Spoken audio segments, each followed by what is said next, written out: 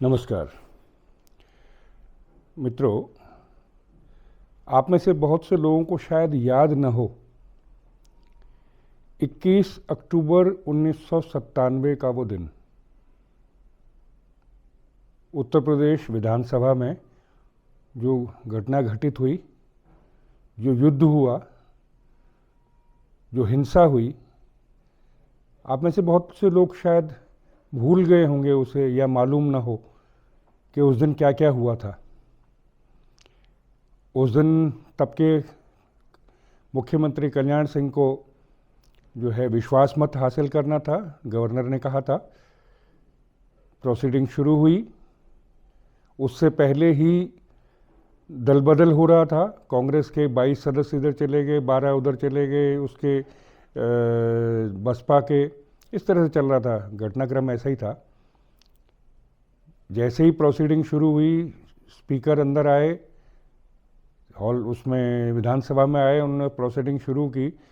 कांग्रेस के प्रमोद तिवारी जो हैं वो तुरंत कूद के बीच में आए और हंगामा शुरू कर दिया। भयंकर हिंसा हुई, बहुत सारे लोग घायल हुए उसमें, बहुत सारे लोग।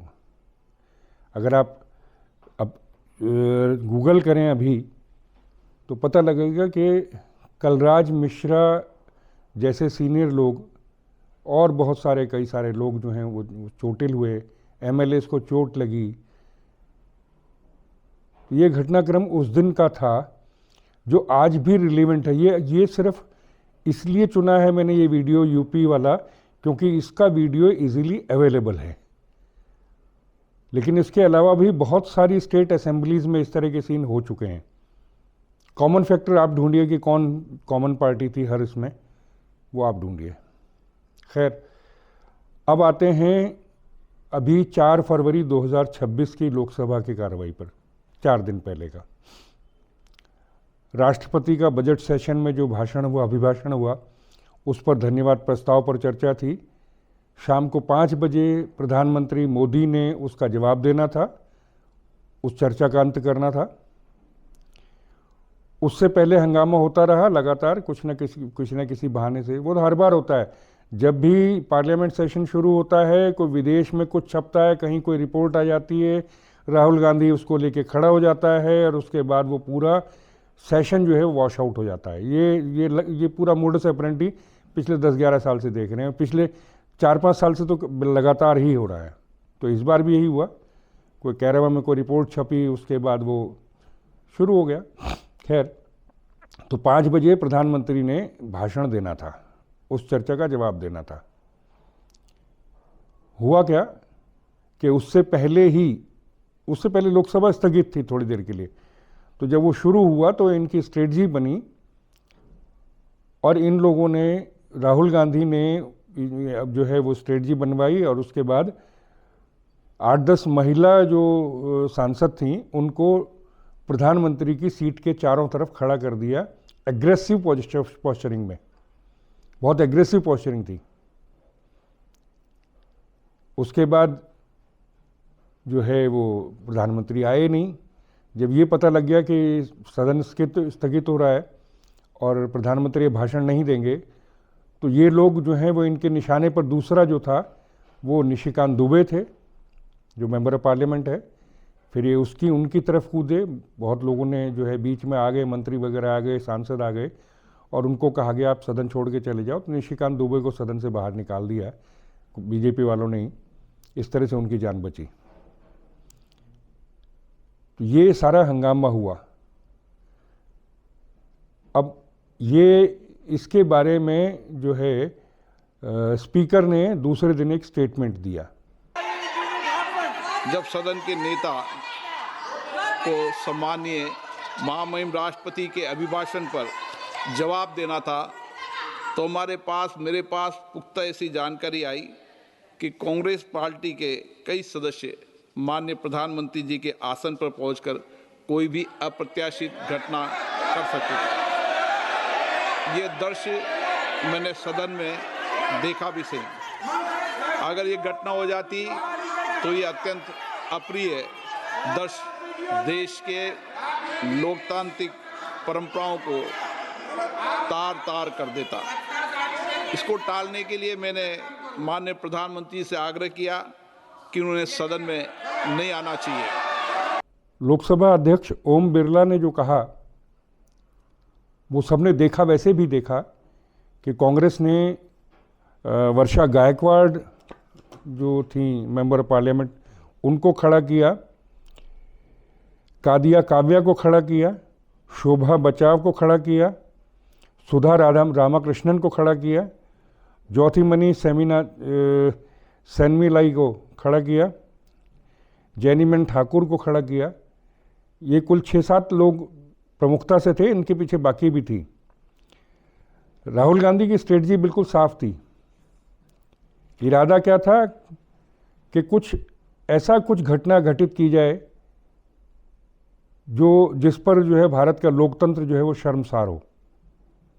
ये राजीव गांधी का षड्यंत्र था, राहुल गांधी ने षड्यंत्र किया कि भारत के लोकतंत्र पर एक धब्बा लगाया जाए, इसको शर्मसार किया जाए। कैसे? जब अगर प्रधानमंत्री वहाँ होते, आ जाते और ये लोग जो एग्रेसिवली जो है वो झपट पड़ती प्रधानमंत्री पे, मारपीट चाहे न होती लेकिन झपटती जरूर, झपटती तो बीजेपी वाले रिएक्ट करते जो एमपी हैं, धक्का मुक्की होती, हो सकता है कोई मार पिटाई भी करने के लिए इन्होंने तैयारी कर रखी हो राहुल गांधी ने। तो क्या होता? दूसरे दिन की हेडलाइन, जो दूसरे दिन खबरें आती, जो दूसरे दिन क्या, आजकल तो तुरंत का ज़माना है, तुरंत खबरें चालू करवा दी जाती। जो इनका ल्यूटेंस मीडिया है, जो इनका गैंग है, उसमें हो जाता कि भाई जो महिला जो है उन पर अत्याचार हुआ, सांसदों पर लोकसभा में बीजेपी ने किया, शेड्यूल कास्ट और ओबीसी की जो महिला सांसद हैं उन पर अत्याचार हुआ पार्लियामेंट में। पार्लियामेंट की छवि जो है वो, संसद की हमारी छवि जो है वो गिराई जाती। और सबसे बड़ी बात, जो क्रेडिबिलिटी, जो विश्वसनीयता है भारतीय लोकतंत्र की, उसको गिराया जाता। इससे पहले सुप्रीम कोर्ट पर हमला कर चुका है राहुल गांधी, उससे पहले अभी भी जो है वो हमारी जो संवैधानिक संस्थाएं, चाहे वो आपका चुनाव आयोग हो या अन्य जो CAG वगैरह जो इंस्टीट्यूशंस हैं, उन पर वो लगातार हमला करता रहता है ताकि क्रेडिबिलिटी ख़त्म हो। ये उसका फाइनल वार था, ये उसका फाइनल जो था, आखिरी वार था भारतीय डेमोक्रेसी को बदनाम करने के लिए, जो किसी तरह से सौभाग्यवश ये बच गया। लेकिन आपको लगता है कि ये ख़त्म हो गया है? मैं फिर से वो वीडियो दिखाता हूं जो यूपी असेंबली का था। जैसे ही प्रमोद तिवारी ने हंगामा शुरू किया तो अपने MLAs को मारपीट करने के लिए किसने इशारा किया? मायावती ने।